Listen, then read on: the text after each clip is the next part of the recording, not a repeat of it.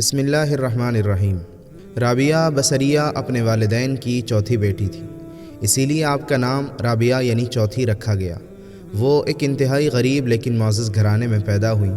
رابعہ بصریہ کے والدین کی غربت کا اندازہ اس بات سے لگایا جا سکتا ہے کہ جس شب رابعہ بصریہ پیدا ہوئیں آپ کے والدین کے پاس دیا جلانے کے لیے تیل تھا اور نہ آپ کو لپیٹنے کے لیے کوئی کپڑا۔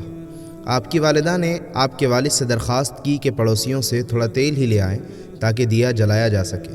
آپ کے والد نے پوری زندگی اپنے خالق حقیقی کے علاوہ کسی کے آگے ہاتھ نہ پھیلایا تھا، چنانچہ پڑوسی کے دروازے تک تو گئے لیکن خالی ہاتھ واپس لوٹ آئے۔ رات کو رابعہ بصریہ کے والد کو خواب میں اللہ کے نبی صلی اللہ علیہ وسلم کی زیارت ہوئی اور آپ صلی اللہ علیہ وسلم نے رابعہ کے والد کو بشارت دی کہ تمہاری نومولود بیٹی خدا کی برگزیدہ بندی بنے گی اور مسلمانوں کو صحیح راہ پر لے کر آئے گی۔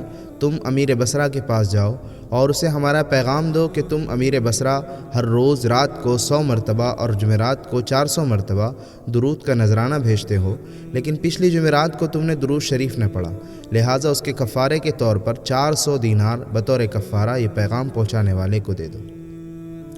رابعہ بصریہ کے والد اٹھے اور امیر بصرہ کے پاس پہنچے۔ اس دوران آپ کی آنکھوں سے خوشی کے آنسو جاری تھے۔ جب امیر بصرہ کو رابعہ بصریہ کے والد کے ذریعے اللہ کے نبی صلی اللہ علیہ وسلم کا یہ پیغام ملا تو وہ یہ جان کر انتہائی خوش ہوا کہ وہ نبی آخر الزماں صلی اللہ علیہ وسلم کی نظروں میں ہے۔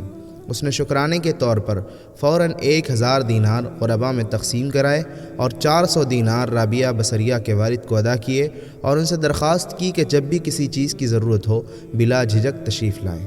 کچھ عرصے بعد رابعہ بصریہ کے والد انتقال کر گئے۔ اسی اثنا میں بصرہ کو سخت قحط نے اپنی لپیٹ میں لے لیا۔ قحط کے دوران آپ رابعہ بصریہ اپنی بہنوں سے بچھڑ گئی۔ رابعہ بصریہ ایک قافلے میں جا رہی تھی کہ قافلے کو ڈاکوؤں نے لوٹ لیا اور ڈاکوؤں کے سرغنہ نے رابعہ بصریہ کو اپنی تحویل میں لے لیا اور آپ کو لوٹ کے مال کی طرح بازار میں لونڈی بنا کر بیچ دیا۔ آپ کا آقا آپ سے انتہائی سخت محنت و مشقت کا کام لیتا تھا، اس کے باوجود آپ دن بھر کام کرتی اور رات بھر عبادت کرتی رہتی اور دن میں بھی زیادہ تر روزے رکھتی۔ اتفاقاً ایک دفعہ رابعہ بصریہ کا آقا آدھی رات کو جاگ گیا اور کسی کی گریہ وزاری کی آواز سن کر دیکھنے چلا کہ رات کے اس پہر کون اس طرح گریہ وزاری کر رہا ہے۔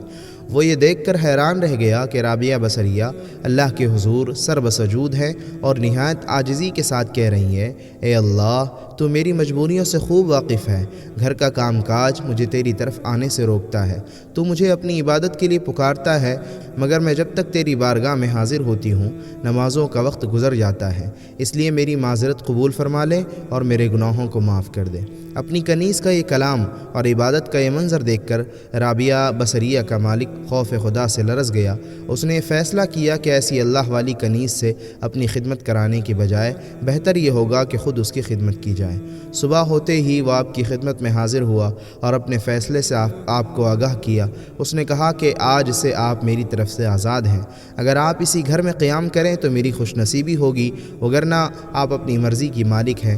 تاہم اگر آپ یہاں سے کوچ کر جانے کا فیصلہ کرتی ہیں تو میری بس ایک درخواست ہے کہ میری طرف سے کی جانے والی تمام زیادتیوں کو اس ذات کے صدقے معاف کر دیں جس کی آپ راتوں کو جاگ جاگ کر عبادت کرتی ہیں۔